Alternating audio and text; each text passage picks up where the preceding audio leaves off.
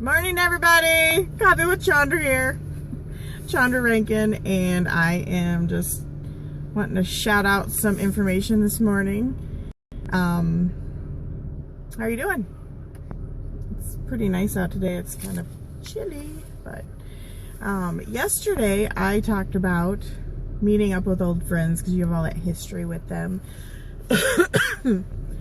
And I just wanted to relate that to business because you're dealing with people that you don't know very well.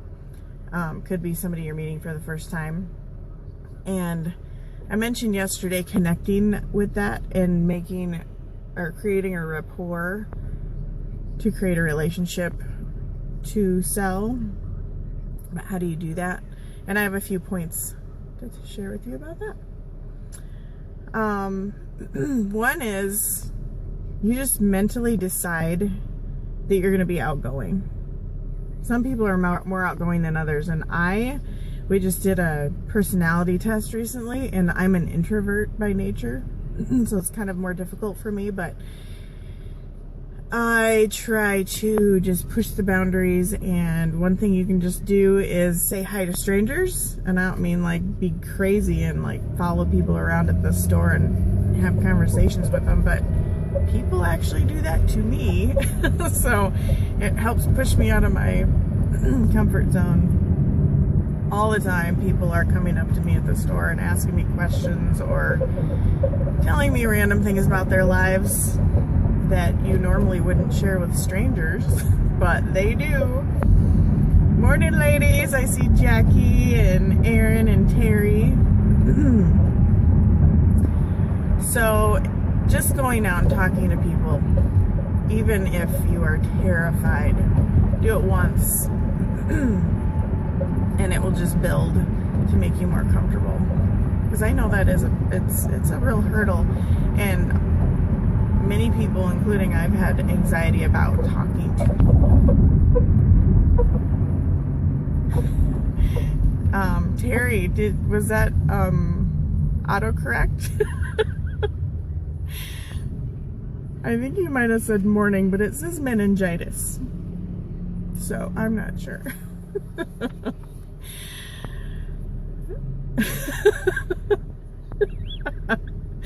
Oh, that was funny. Funny, autocorrect gets you every time. Oh, so one thing you can do to create that rapport is finding common ground or a common interest. And a lot of that's so funny, Terry.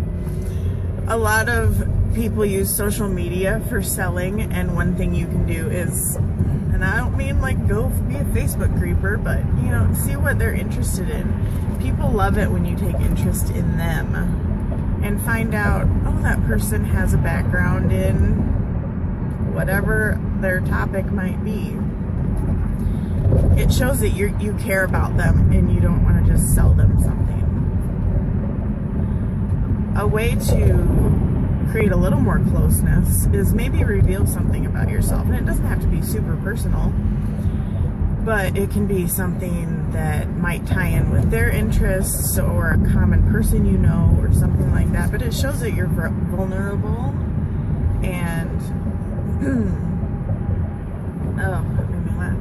It shows you're vulnerable, and that can be a tool that you can use for that too.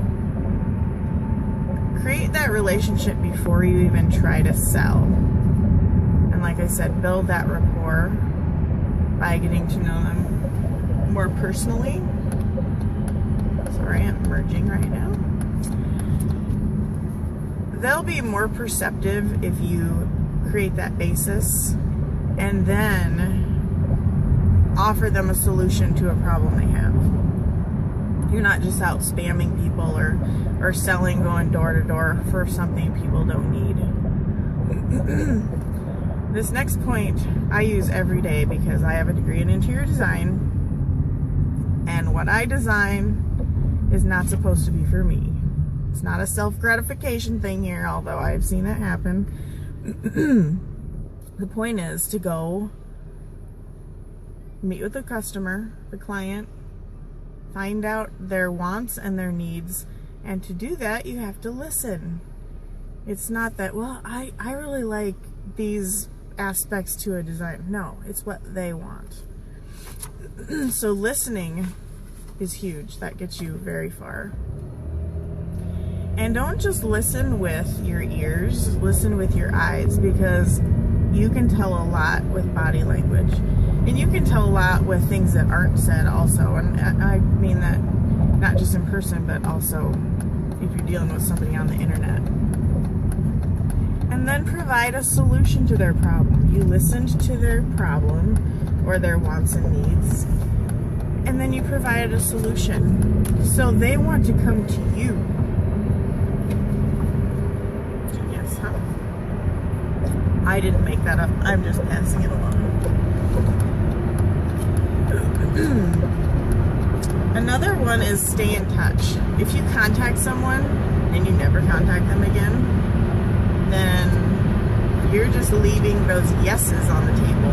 You didn't even give them a chance to say yes. So stay in touch. And people love the small details, the small ways you can stay in touch. If you see that one of their kids has a birthday, you know, put it on your calendar so it pops up next time. Hi, Karen. Got lots of hearts going across my screen. I love it. Where was I? Oh, note important things to that person: their anniversary, their kids' birthdays, their birthday. Put it on your auto responder, auto pop up on your calendar, and when that comes up the next time, send a happy birthday. And people love that. It's a personal touch. Who doesn't like it when you remember something important about you? And you can communicate that over social media or Facebook, and you can also do it. Thanks, Karen. I will try. I don't know if what I'm saying is wise, but we'll just see.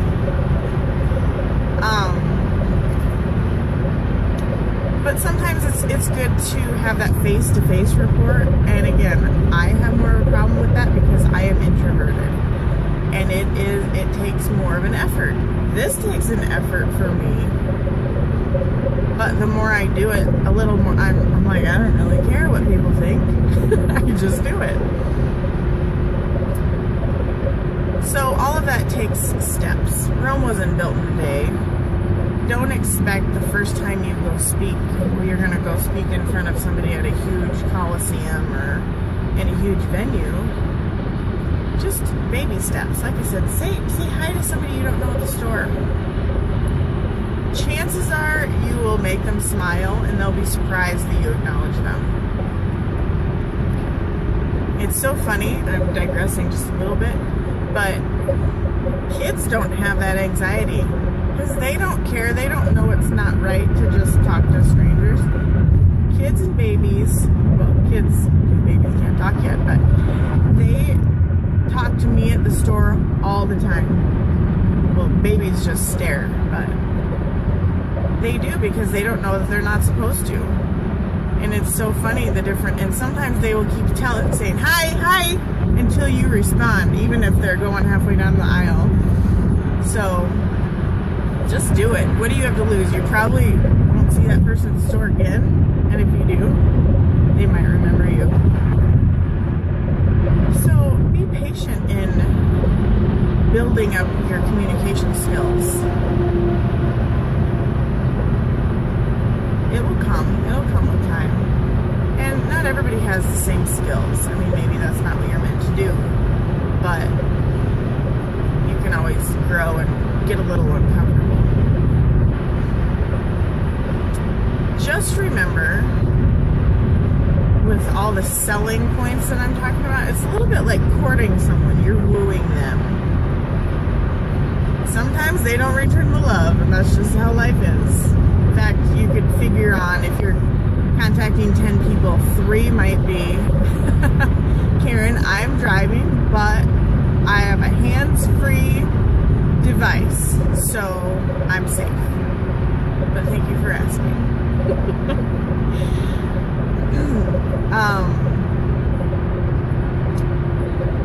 So you just have to be persistent. And sometimes someone that you've contacted a long time ago, they've been watching you from afar and you don't know it. I've done this. I've watched different marketers and things and online. They have no idea I'm watching them and reading about them, watching webinars. But eventually you might contact them and say, you know what, I've been watching you for a year. So you never know who is watching you from afar. So always be cognizant of that.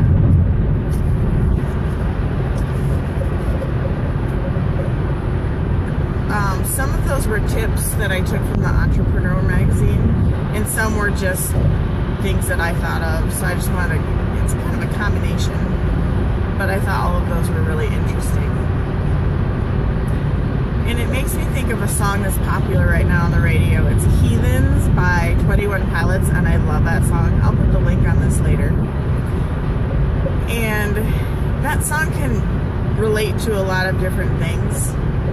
And I read a commentary about that the other day, about it equaling religion and talking to people that maybe you want to spread the word to, but just different things. So I'm going to relate this to business, and it's just really communication and rapport is what the whole song is about. Bye, Terry. Have a good day. I love that song, and don't get all caught up in the word heathens.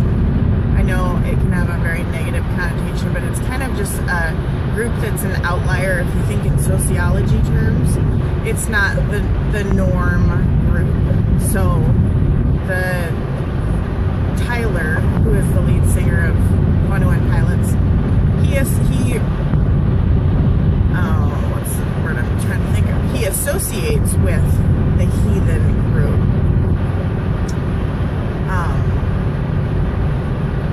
And he's talking from that point of view. He starts bringing up, the song talks about newcomers into the group, because there's the heathens and then there's the newcomers. And people don't always deal well with newcomers. And it says that in the song. Heathens don't deal well with that. And so mixing the two, that's why I was saying yesterday, you've got, friends you've known for 25, 30 years or even longer, and you have that rapport, you're very comfortable with them. But with newcomers, people put up that wall, a barrier. It takes a long time to get accustomed to new people, well, a lot of the time. Sometimes it doesn't. Sometimes you meet someone and you think you've known them your whole life. There are a couple lines in the song. It says, never know the psychopath or murderer sitting next to you. And it's not necessarily that they're a psychopath or murderer, but 1 in every 100 people are psychopaths. Just so you know, I actually read that yesterday, which was interesting. So one might actually be sitting next to you. But you never know exactly who you're dealing with. People hide their true identities. There's that song, The Stranger by Billy Joel. People let you see what you want, what they want you to see. And I'm sure many people that see this, maybe nobody knows your exact, true, deep down identity. Everybody hides something. So it just takes a while to get to know people. And so you have to help them break down that barrier. And to do that, you can only break that down by patiently getting to know them. Like trust issues are talked about in that song, and it says you can smell their intentions of the new people coming into the group. Don't make any sudden moves. Just create that rapport. Don't shove your agenda down their throats. That is not the way to do anything in business. That's not the way to witness to people. That is not the way to deal with people at all. Most people just shut down immediately, and then you're not getting anywhere. So that's about it. Watch out for those psychopaths. I'm expecting another fancy recording today from Caleb, my fan. his Coffee with Chondra spinoff. That was really funny. Anyway, everybody have a really good day, and hopefully those are little tidbits of information that will help you in either your personal life or business life, or like I said, even when you're witnessing to other people, whatever you do throughout your life. And if it does help you out, go ahead and share it, or like or comment, or let me know what some of the techniques are that you use, maybe. Love you too, Karen. But I love hearing those pieces of information and how you might go about talking to people. Do you just go up to random people and talk to people? My dad was very good at that, and my mom hates it. So it's kind of your personality, but if you want to break out of that, get a little more extroverted, talk to people. Like right now, I'm talking to my phone. I know there are people on the other side of it, but just think of it that way, and it's not quite as stressful. It's not stressful, but if you have a hang up with doing that, just do it. You don't have to be prepared. Talk about whatever comes to your mind. Anyway, everybody have a good day, and I will see you tomorrow.